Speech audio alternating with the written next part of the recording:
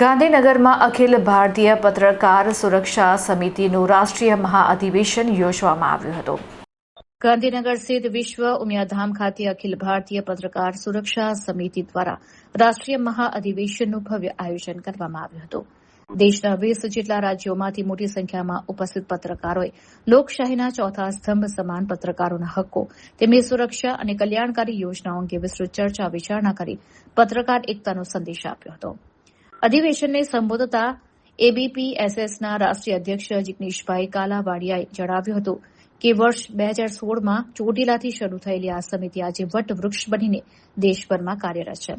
તેમણે વર્તમાન સમયમાં પત્રકારો સામે વધતા જોખમો સામે રક્ષણ આપવા ગુજરાત સરકાર સમક્ષ પત્રકાર સુરક્ષા કાનૂન ઝડપથી અમલમાં મૂકવાની પૂરજોશમાં માંગ કરી હતી.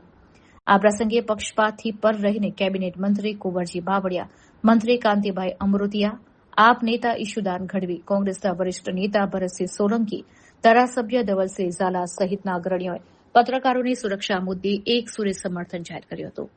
નેતાઓએ ગ્રાઉન્ડ ઝીરો પર કામ કરતા પત્રકારો અને તેમના પરિવાર માટે વીમા સુરક્ષા તેમજ તબીબી સહાય જેવી કલ્યાણકારી યોજનાઓ તાત્કાલિક અમલી બનાવવાની જરૂરિયાત વ્યક્ત કરી હતી.